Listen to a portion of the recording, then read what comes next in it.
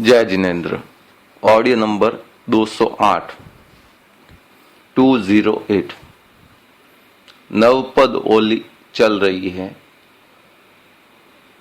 कल छठा दिन होगा और छठे दिन नवपद के अंतर्गत सम्यक दर्शन की व्याख्या होती है। सम्यक दर्शन की साधना आराधना होती है। सम्यक दर्शन, दर्शन का अर्थ होता है सोच, हमारी दृष्टि, आस्था, श्रद्धा, सम्यक्त्व, सम्यक दर्शन, सम्यक दृष्टि। कई शब्दों से इसको संबोधित किया जाता है। शब्द अलग अलग है मगर भाव एक ही है, अर्थ एक ही है। जीव अनादिकाल से संसार में भटक रहा है। केवल ये एक सम्यक्त्व का स्पर्श नहीं हुआ, इसीलिए भटकता रह गया। सम्यक्त्व क्या? केवल हमारी सोच। और ध्यान दे, उसके आगे शब्द लगा है सम्यक।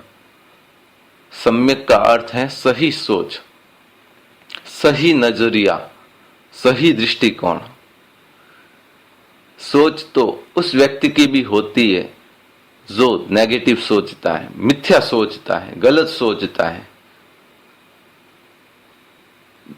यहां सम्यक दर्शन से अर्थ बंधुओं, केवल स्वयं को जानने के लिए, मोक्ष को पाने के लिए, भगवान महावीर ने जो कहा है उसके प्रति दृढ़ आस्था रखने के लिए। भगवान महावीर ने कहा है इसलिए नहीं क्योंकि उन्होंने अपने आत्मज्ञान को प्रकट किया है, केवल ज्ञान को प्रकट किया है, और उसके माध्यम से जो वीतराग वाणी उन्होंने प्रसारित की है, उसके लिए स्वयं सम्यक दृष्टि अर्थात उनकी सोच या हमारे स्वयं की आत्मा की सोच दो नहीं हो सकती। सम्यक शब्द इसीलिए लगा है, एक अभवी जीव 9 पूर्वों से अधिक ज्ञान कर लेता है मगर उसमें भी वो नेगेटिविटी निकालता है, गलत सोच निकालता है।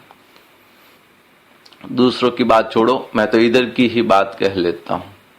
मैंने ऑडियो बनाया, कुछ हल्लुकर्मी जिज्ञासु जीव मैंने कहाँ गलती की है उसे इग्नोर कर देते हैं, उसे छोड़ देते हैं। मैंने क्या सही कहा है उसको ग्रहण कर लेते हैं। कुछ लोग या तो टाइम को देखेंगे कि ऑडियो बड़ा बन रहा है, या फिर ये देखेंगे कि मैंने शब्द कितनी बार कौन सा रिपीट कर लिया। बस बाहरी पैकिंग को देखते रह गए और उन शब्दों के भीतर जो गहराई, रहस्य भरे पड़े हैं, जो भाव भरे पड़े हैं, उसकी ओर दृष्टि नहीं जाती है। सम्यक दृष्टि अनवरत वो मलाई को देखता है, वो अंदर के भावों को देखता है, वो जीवन बदलने की दिशा को देखता है। मिथ्या दृष्टि कह दूं, वह केवल ऊपरी खोल को ही देखता रहता है, ऊपर का ही उसको दिखता है। ये इसने गलत बोल दिया, इसने ये गलती कर दी, इसने इतना लंबा बना दिया, इसने इतना छोटा बना दिया, इसने इतने शब्द रिपीट कर दिए। ऊपर की दुनिया में ही घूमता रह जाता है। मिथ्या दृष्टि संसार को ही सब कुछ मानता है, न मोक्ष के लिए उसकी कोई प्रयास रहता है, न कुछ और रहता है। उससे तो केवल खाओ पियो करो आनंद, भाड़ में जाओ परमानंद।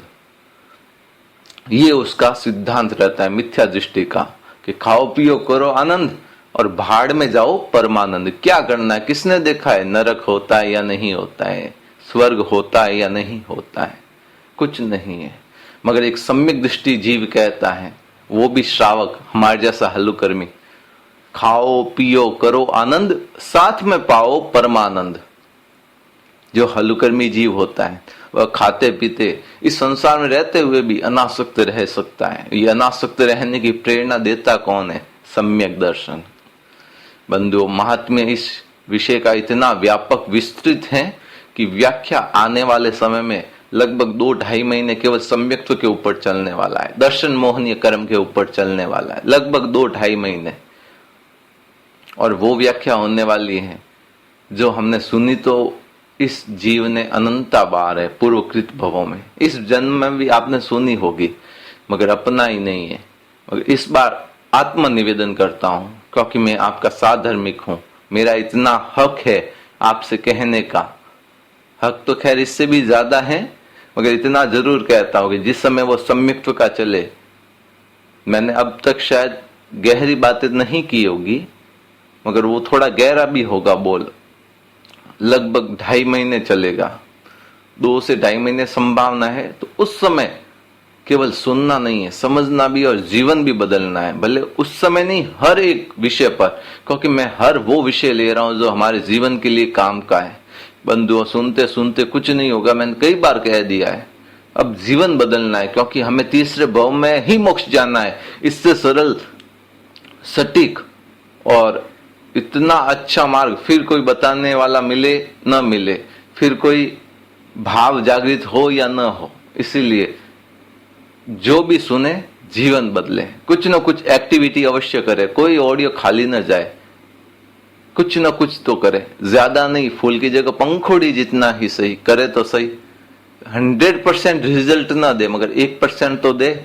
0 आगे 2 हम बढ़ा देंगे 100% करने के लिए, मगर कुछ तो करे। यही सम्यक दृष्टि। हमेशा सोच पॉजिटिव रखें, दृष्टि सम्यक रखें। देवगुरु धर्म में दृढ़ आस्था। भगवान महावीर ने जो कहा उसके प्रति ननुनच भी नहीं, कुछ किंतु परंतु नहीं, एक शब्द में भी नहीं, एक वाक्य में भी नहीं। भगवान ने कहा ये सही ही है, भगवान ने कहा है, इसलिए इतनी दृढ़ आस्था। आत्मा में विश्वास, आत्मा के कर्तृत्व में विश्वास, आत्मा के वक्तृत्व में विश्वास, कर्म में विश्वास, कर्मों के फल में विश्वास, मोक्ष में विश्वास, मोक्ष के उपायों में विश्वास। सबसे बड़ी चीज होती है अभवी कर्म। कर्म की सत्ता सब कुछ मान लेता है, मगर मोक्ष के उपाय नहीं मानता है। इसलिए बंधुओं, सबसे बड़ी चीज है मोक्ष, और मोक्ष के उपाय में दृढ़ आस्था रखेगा। मुझे मोक्ष जाना ही है, यही सबसे बड़ा सर्टिफिकेट होता है एक सम्यक हलुकर्मी जीव का। क्योंकि अभवी जीव कभी भी मोक्ष के उपाय मानेगा ही नहीं। इसीलिए निवेदन है, आत्मनिवेदन है, इसके प्रति दृढ़ आस्था रखें, सम्यक्त्व के प्रति, सम्यक दर्शन के प्रति। और कम से कम कल कोई व्यक्ति ऐसा ना हो जो इस ऑडियो सुनने वाला इसका जप ना करे। क्योंकि बंधु, ये सबसे बड़ा महात्म्य है। अनादिकाल से संसार में भटकते हुए जीव के लिए जो सम्यक्त्व का स्पर्श कर लेता है, उसका मोक्ष का रिजर्वेशन होता है। आज हम भगवान महावीर के भवों की परंपरा सुनते हैं। शुरुआत होती नेहसार के भव से। नेहसार के भव से ही क्यों? क्योंकि उसी भव में उन्होंने पहली बार सम्यक्त्व का स्पर्श किया था। सम्यक्त्व का स्पर्श होते ही मोक्ष का रिजर्वेशन है, सर्टिफिकेट मिल जाता है हमें कि तुम मोक्ष जाओगे ही। इसीलिए बंधु, बहुत महात्म्य है। कल छठे दिन, नवपद होली के दिन इस मंत्र का जप अवश्य करें, क्योंकि ये सबसे बड़ी चीज होगी, उपलब्धि होगी हमारे लिए। मैं ये नहीं कहता आप 20 माला फेरे साधुवाद है, ओम रमे आपकी जप साधना के लिए। नहीं फेरे तो कुछ न कुछ जप अवश्य करें, 1 माला 2 माला, क्योंकि ये हमारी आस्था को पुष्ट करता है, श्रद्धा को और मजबूत करता है, सम्यक्त्व को परिपक्व करता है। जप है कल के लिए ओम रिंग नमो दंसणस्य, ओम रिंग नमो दंसणस्य, ओम रिंग नमो दंसणस्य। 20 माला। ज्ञान, दर्शन, चारित्र और तप, ये 4 धर्म के भेद है। 5 परमेष्ठी थे। हम जैसे मैंने एक शब्द बोलता था कि ये जप करो, श्री देव गुरु धर्म कृपा करो भगवान, इसमें 9 पद की आराधना हो जाती है। देव, अरहंत और सिद्ध, गुरु, आचार्य, उपाध्याय, साधु, धर्म, ज्ञान, दर्शन, चारित्र, तप, 9 पद की आराधना। चूंकि सम्यक्त्व शुक्ल लेशा से संबंधित कह दूं, या सफेद रंग से शांति के प्रतीक से कह दूं, या किसी शब्द में कहूं, इसीलिए अब छठे दिन दर्शन की आराधना, सम्यक दर्शन की आराधना करते हुए सफेद वस्तु का उपभोग होता है, यानी चावल। तो कल का आंबिल का धान चावल रहता है, और जो एक दान पे कर रहे हैं वह आंबिल का उपभोग करें, आहार कर सकते हैं। बाकी जो जैसा कर रहे हैं, निवी, एकासन, आइम, जो भी है, बेयासन वगैरह, उनके लिए भी उनके तप की अनुमोदना, जो उन्नोदय करे उनके भी तप की अनुमोदना। जब पुनः बता रहा हूं, ओम रिंग नमो दंसणस्य 20 माला और सफेद धान अर्थात आइमिल का धान होगा चावल। आपका साधर्मिक नरेश चोपड़ा, बालोतरा, सूरत।